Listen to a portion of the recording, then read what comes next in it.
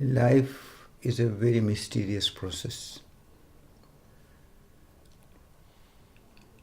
And what we can observe as a human being is that in us we have possibility to go in the direction of understanding, go in the direction of sensibility, go in the direction of clarity, but we can also get trapped in misunderstanding and going the wrong direction of following the animal level blindly. And because these both directions are open to us, we have to take responsibility in a deeper sense. And this is what differentiates the human being from all the other animals. As Friedrich Nietzsche was pointing it out in this way, he said the human being is a bridge between the animal and the divine. We carry the potential to understand, to see, to recognize what possibilities are there. An animal has no chance. An animal reacts on a certain biological conditioning. It either fights or runs away. The human being has the potential to look at oneself, to see what is working in oneself, and observe what is really going on undercurrently.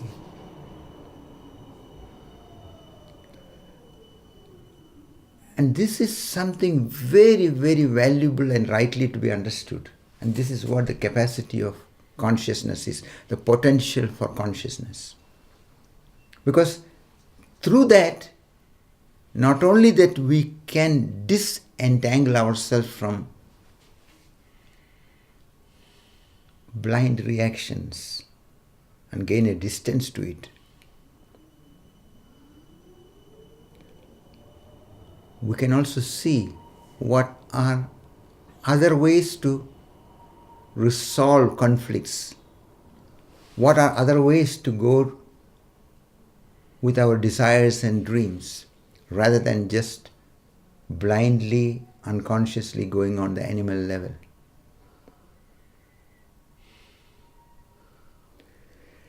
And this potential, which also enables us to go further into our human potential, makes us capable to release the energy from getting trapped in negative patterns. Because we can see that there are certain patterns of reaction which is from a careful consideration, which is from human understanding, which is when one looks at it through intelligence, making us see that it drags us into more entanglement, into more blindness, into more darkness. We don't need to do anything to go into anger. We don't need to do anything extra to go into aggression, violence. We don't need to go in to do anything extra to follow our greed and desires blindly. Because there is a pull, that is the animal process in us.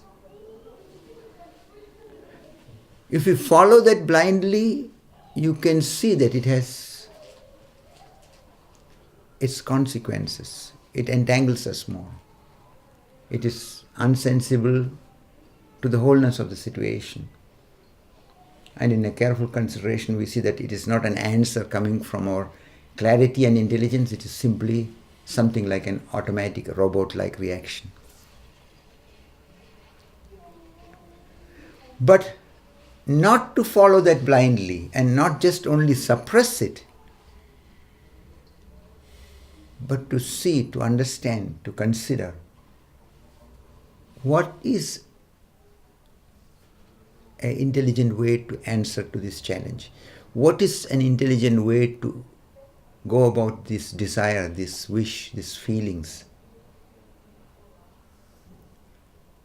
That is our chance as human being. That is our responsibility as a human being. And that is what we need to understand and bring into living, because that is what helps us to rise to the human potential. That is what leads us to clarity and freedom. And that is what finally makes us capable to look and understand each other more deeply. That is where you see that behind all this possibility of entanglement, deep within in everybody there is an innocent being. There is a child who wants to come in terms with the world. There is that one in us who also wants to be happy, who wants to be loved, who wants to enjoy life. So when you see that in yourself through your careful observation and consideration, you will be also able to see that it is the same story with every human being. Then you also see that behind everything, everybody is very vulnerable, very fragile, deeply helpless in a certain way of looking. But life has given us a chance to look, to consider, to take steps. And that is why human being comes into a very unique challenge. An animal just lives like an animal. It is not having to think, it is not having to consider. It simply reacts in a one-dimensional level, automatically. And it has no consideration, oh, am I now loving? Am I now doing the right thing? It just reacts. But a human being can see, a human being can consider, a human being feels that there is something more, a different way of going about life is possible. And therefore we come into conflict.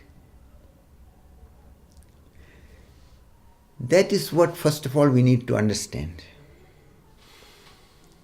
And then we can also see that on the level of the animal, we are following certain patterns, certain basic tendencies. On the level of the animal, we are giving emphasis on being strong, being powerful, competing with the other, trying to prove that I am better. So when we are not considering our reality and going deeper into understanding ourselves, our intelligence does not develop and go into the right flowering. We get more trapped in a certain kind of cleverness. What I call cleverness is an approach where the human being is not understanding one's reality in a deeper way, but is believing that I'm just this body, I'm just this personality, and I'm just this conditioned idea of me. And with this basis, judges, reacts. And in this state of approach, power, position, respectability, and aggression, violence, it all comes into play. And this is the turning point in human life when we don't follow this one-dimensional, animal-like state blindly, but start considering what way can we resolve the conflicts more intelligently? What way can we go with our misunderstandings and our traps more healthily? And what way can we help oneself and each other to awaken to the truth, which is liberating, which is making a human being truly human? Because awakening to the truth, awakening to the divinity, or awakening to that what we truly am, means we start seeing the deeper interconnectedness of reality. We start seeing not only what I want and I like or what I don't like, but we also consider what is the reality of the other, what is the reality of our surroundings.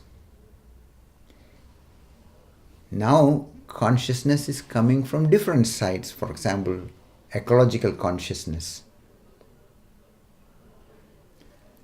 You start seeing that what we are doing to the nature is coming back on us.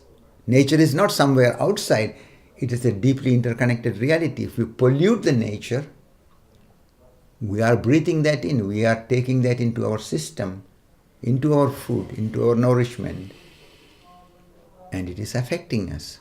So you start seeing that, oh, I cannot just go blindly and believe that I do what I want and I don't care. You have to understand the reality in that level first. In the same way, you will also see when you go more wakefully and consider life carefully, what we do with our life energy, what we do with our emotions, with our feelings, also creates chain reactions. It has its own ecology about it. And this is what makes a human being ripe.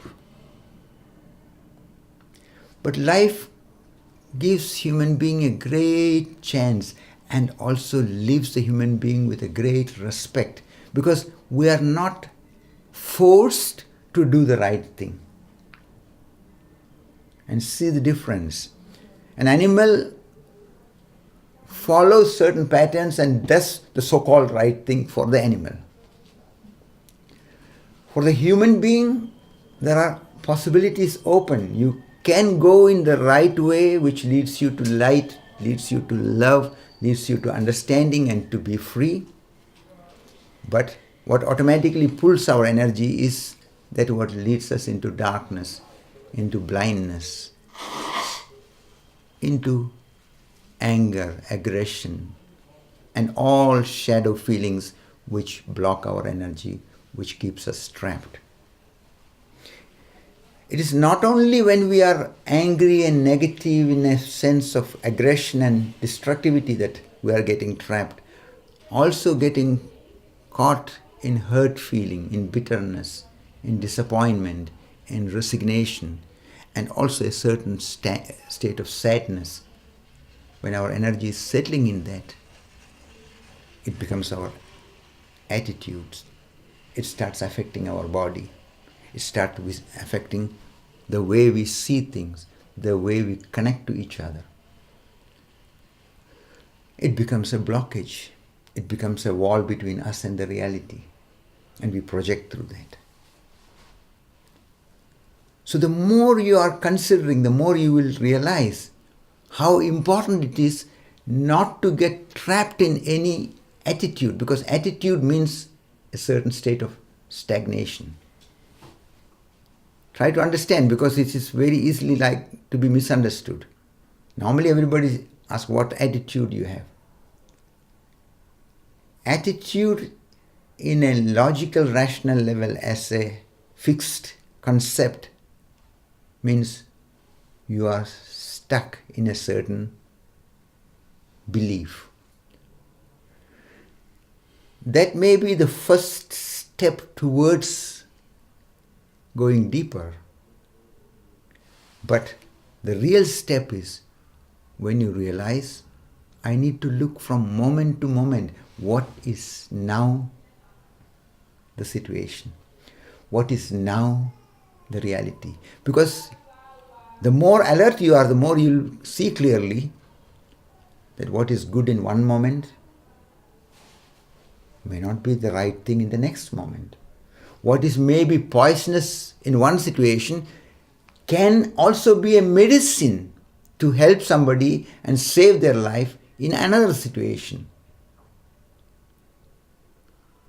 So once you see, in life there is everything, and we need to connect from moment to moment, from situation to situation, in a careful way. We need to open consciously to see what is now. And this is where a deliberate initiative to bring consciousness in life becomes very, very decisive. Because without that deliberate and ongoingly practiced initiative, what happens is our automatism pulls our energy into certain patterns of reacting. We settle in some attitude, we settle in some beliefs, and we are trying to defend it. We are trying to hold to it. And this is part of the automatism and its way of functioning. We have to also understand that nature has created and given that possibility so that till the period where the human being is capable of bringing the consciousness into living, it is a certain kind of support for the survival for the child. And this is creating the basis to grow roots in the world and understand the nature of the reality. So the logical, rational mind, which is at first very significant, very important, has a very valuable function in our development. But at the same time, we need to become aware what is possible in that way of approaching, and what way it is necessary for us also to observe this logical, rational mechanism in us, observe the conditionings which are working in us, observe the standards and values which we have collected. And that makes a big difference. Otherwise, it is just like this small anecdote or joke. I don't know how to categorize it, because it's more like a joke, but it's possible that it may be an anecdote. It is a little story from a Sunday school. Sunday school where the preacher was telling the children that do for every day at least one good act. And then he gave an example. For example, if there is an old person standing on the side of the street and is insecure to cross the street, help this person. Hold his hands. Go to the other side. Help him to cross the street. That will be a good act. So, next week, when everybody was again there, the preacher asked, has all of you been doing some good act every day? Some of them said, yes, yes. And one of them said, yes, but it was very difficult. Then the preacher asked him, why was it difficult? One act a day? He said, it was difficult because I couldn't do on many days anything what was good. I didn't find any opportunity. But then just yesterday I found some old man standing on the side of the street and I helped him to go to the other side of the street. Then the preacher said, but okay, at least you have done one good thing. He said, the problem was because I have not done for the last 7 days any good thing. So I had to make him go from one side to the other side and one side to the other side many times. And he didn't want that. So it was very difficult. It may be just a joke, but in a way, many situations in our life when we go blindly with the concept of goodness, with the concept of love, we are reacting more or less in the same way.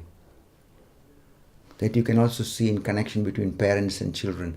The parents sometimes have good intentions.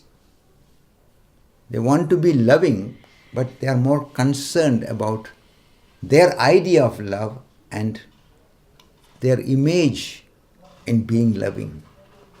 And when they are not going wakefully and consciously, when their heart is not included in the right wakeful way, then they impose many things on the child and make the child, so to speak, do the right thing.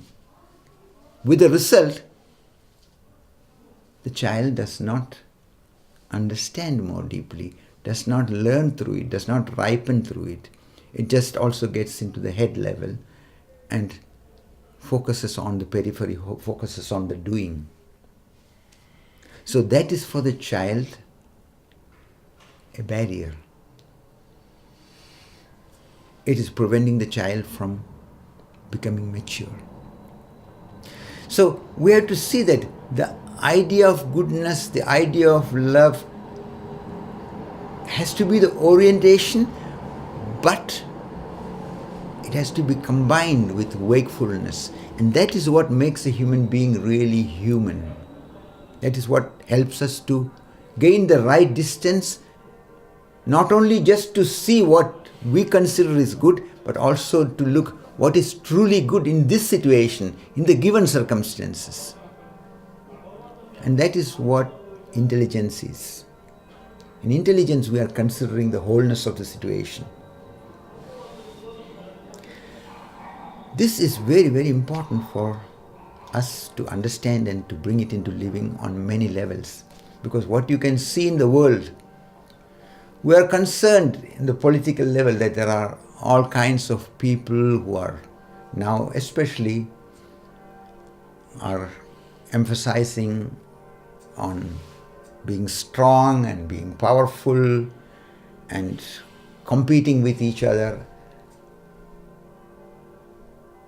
and are focusing more in becoming superior in their military power, in creating a certain idea that their country is stronger, their country is more special.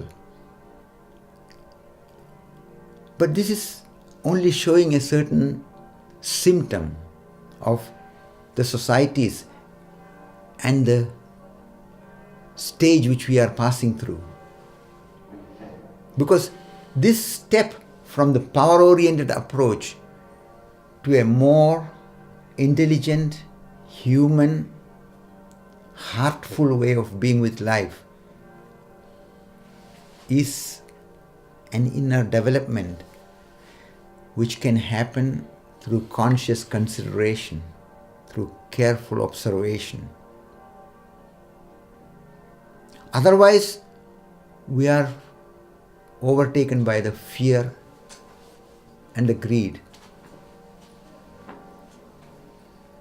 and the calculations and judgments which are arising from that.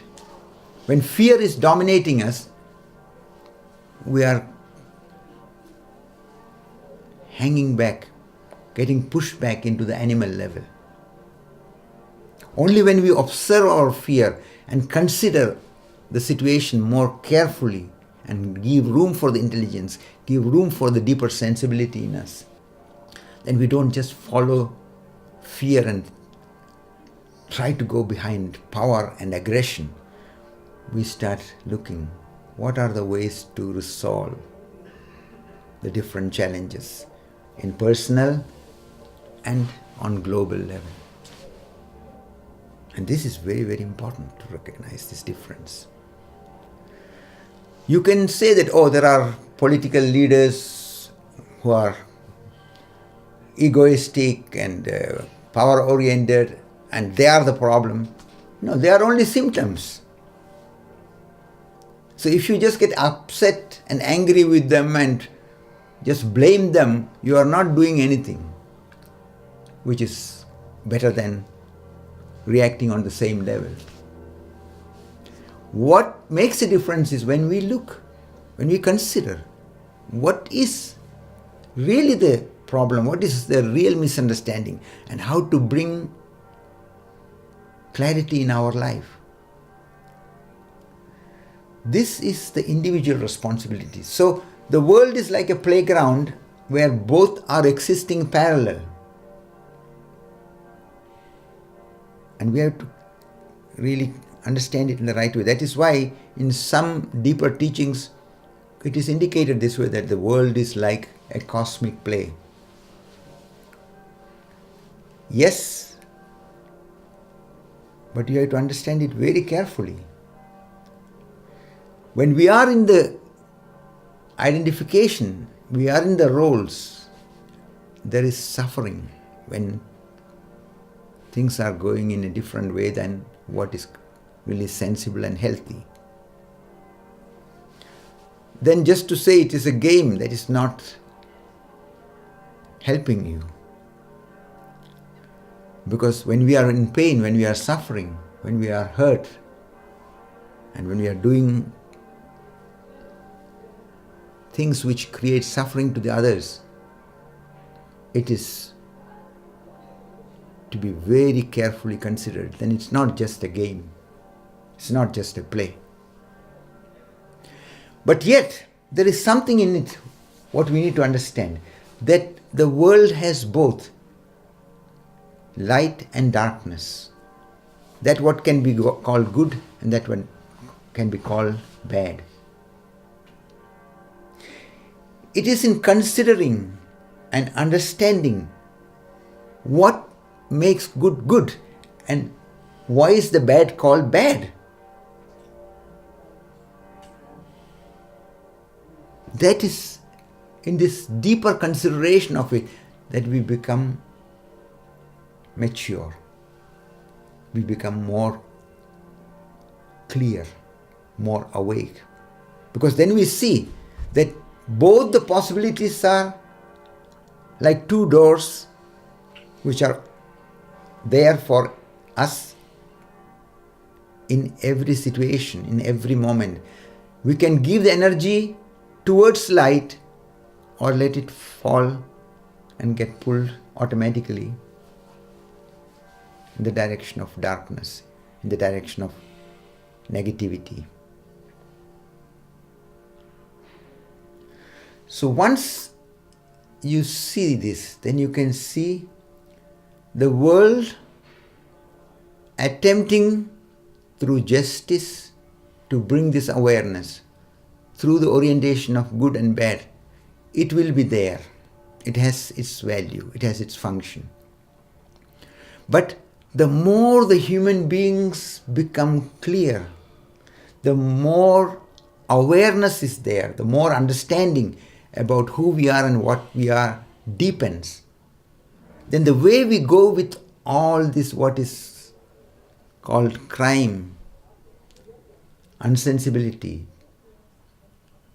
horrible entanglement of people in very destructive, painful, brutal processes, that will be different.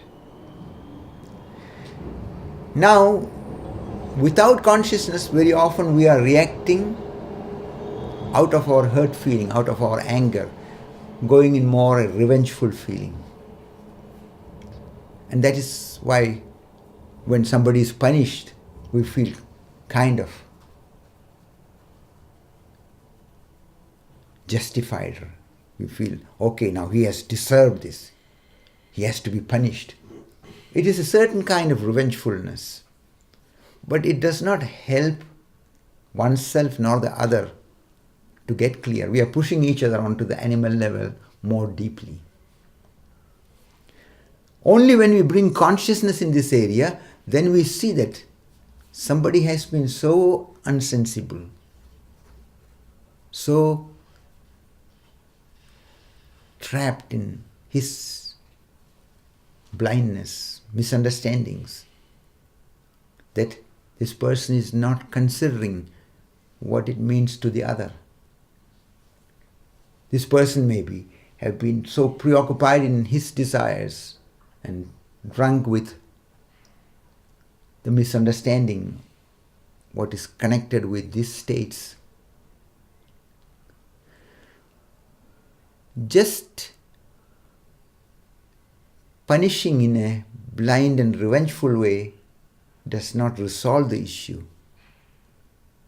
Neither those who are applauding it or the person who is punished gets free through that, gets clear through that. It is just looking like a kind of little respite, a little period of quietness, because this person who is like that is now closed up. But the undercurrent energy process, the undercurrent tendency in the society continues. And this is where we need to bring our attention. And this is where we have to consider what is a different way of going about all that what is going unsensibly, unlovingly in the world. We cannot start with anybody else. And in order to understand it in the right way, we need to understand ourselves more deeply. We need to consider, what way am I reacting? What is working in me? What are my conditionings? What are my standards and values? Then you can see in each society, in each background, there are different conditionings. And all conditionings are the same in a certain level. Apparently it looks different, but all are unconsciously taken concepts and beliefs which different society has been putting on. And a child picks up all these things without becoming aware, except that it looks like a strategy to survive. It looks like a strategy to achieve some goals. It looks like something which is normal and okay to gain what one wants to gain. So the awareness has to come in this area and see that all conditionings, those who are getting trapped in the negative directly or those who are going into the anger and punishment and hurt feeling and reacting to the blindness of the other, both are acting out of an unconscious conditioning. When you bring awareness, then you will see there arises a certain kind of sadness in you, because you see somebody has been so unsensible. They have been doing something which is so unloving, very hurting. And those who are doing some things like that are themselves so trapped. So we don't need to just bring more unconsciousness and more blindness into the whole thing. We need to look how this person can be supported, helped, to see what is wrong as wrong, what is unsensible as unsensible, and help the human being again to find his humanity, to become clear. So that what the justice can do and support when it is going in a more conscious society will be to support the human beings who have become trapped in wrong understandings and entanglements in different ways, to find clarity, to find the right understanding and to become again capable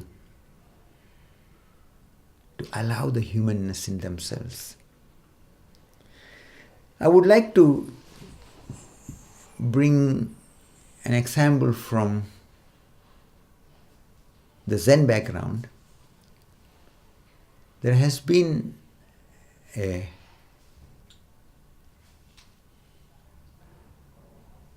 special period of awareness which are practiced in the Zen monasteries called sesshin period. And for this sesshin, many people from surrounding areas come and live in the monastery for some period and stays and goes into the meditative process and exercises during this period very intensely. So in one such occasion, there was also one person who had the habit of stealing. He used to steal things from others, and it became quite a disturbing factor for some of them. And so it became a complaint which also went to the Zen master, and some of them even threatened that when this person who is doing this stealing is not removed from participation in the exercises and sent away, they will leave. The Zen master called everybody and addressed them about this issue. He said, I have heard that there are some people who are very disturbed because there is someone who is into the tendency to steal and to take away things from the others. And some of them have been even saying so far that if I don't remove this person from here, they want to go away.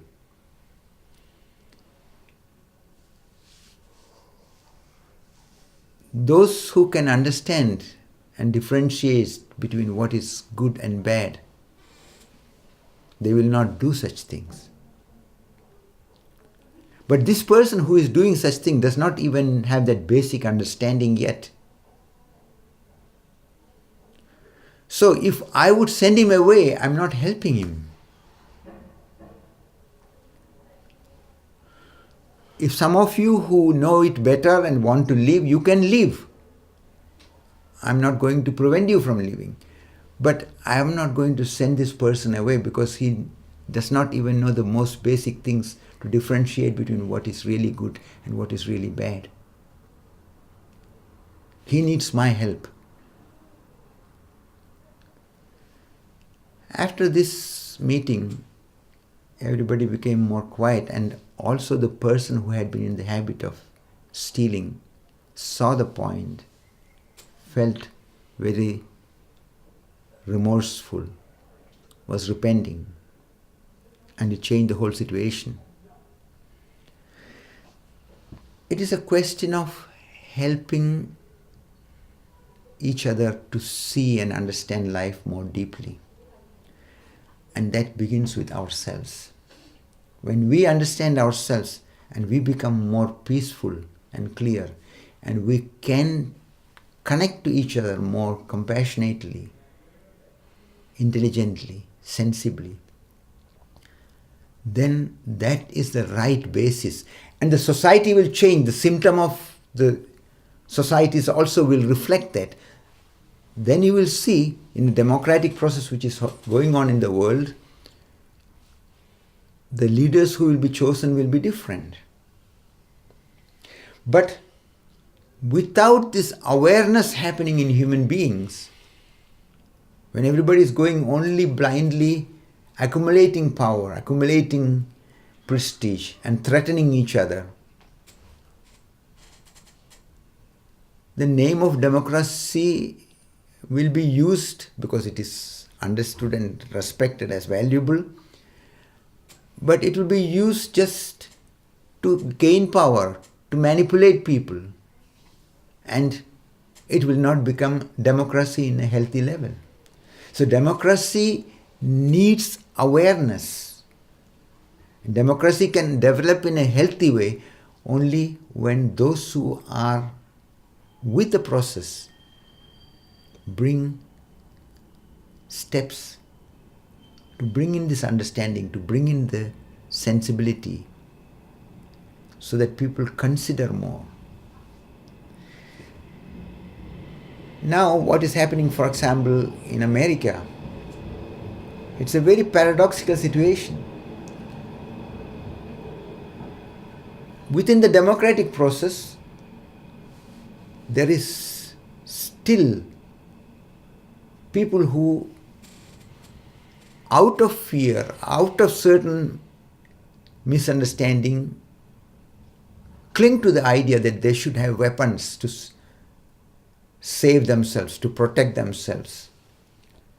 And it has become a certain kind of settlement, a belief, which has been polarizing the American society.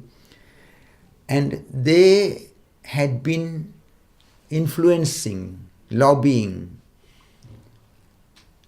manipulating the politics, because out of this fear, out of this feeling that they should be strong, they should be powerful, then they can only protect themselves through that, this undercurrent belief has been working in the society, that even when so many things are happening in the society where people are using machine guns to shoot innocent people, and in this year, within the last few months, there were almost 20 such mass shootings in schools, in colleges, in supermarkets, in some musical concerts. Now, many young people who have been feeling and seeing that they have gathered momentum, they have come with their feeling and sensibility to speak and bring attention to this area. When they are not going into the fighting approach, they are not getting themselves trapped in negativity, then this can become very creative, because this will bring awareness. Awareness is provoked not by fighting blindly and becoming negative, but by bringing consideration, bringing understanding, bringing insights. It is just like when you can see the so-called good as something like light and the so-called bad as something like darkness. The so-called good human being as one who is moving towards light, and the so-called criminal, unsensible person as someone who is trapped in darkness. Then you can see, when you want to remove darkness, you don't fight and shoot against darkness. You don't go with a sword. You don't go into aggression. You try to understand what is darkness. And then you see that you don't do something directly with darkness. You do something with light. You bring more light in. And then where does the darkness go? And there is a chance that these people who are protesting peacefully and bringing attention can bring a certain development in the society.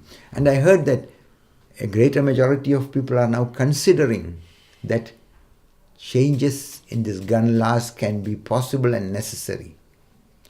So these are all little steps, but steps which are not going in blind fighting, blind negativity. Also against those who are negative, also those who are taking up extreme standpoints. One has to bring understanding, one has to bring carefully, compassionately bridges, so that this understanding can reach. And that is a very individual process. When you take care not to get trapped in the hurt feeling, in the pain, in the sadness, in the bitterness, in the anger, in the aggressiveness. But accept all these feelings and look what is intelligent, what is really loving, what is really creative, and take steps in that direction. You become a blessing to yourself, and you bring a possibility to bring changes in the world. That is also what I mean with the project which I have been starting in the internet called Transform the World from Within. Because when you are getting clear, you become inwardly free. It will create its waves. The symptoms will affect also the society. And when even a certain percentage of people in the world really bring awareness, take care in an honest and deep sense with their own way of going about life, it will bring its light, its fragrance, and it will become inspiring, encouraging. It will give the others who are trapped a possibility to look and reconsider. And when you are not trying to change anybody forcibly, but just share your understanding gracefully, then you prepare the right basis. To feel sad is human, to get hurt and bitter is human, but we need to bring light there and see that we don't get trapped in those negative states also. And clearing the energy from getting trapped in these shadow states, we have to look and consider what is a healthy answer, what is a creative way to respond to it. And then you see that your fantasy, your intelligence brings new ways, new possibilities. And that is what is needed, and that is what will make a difference.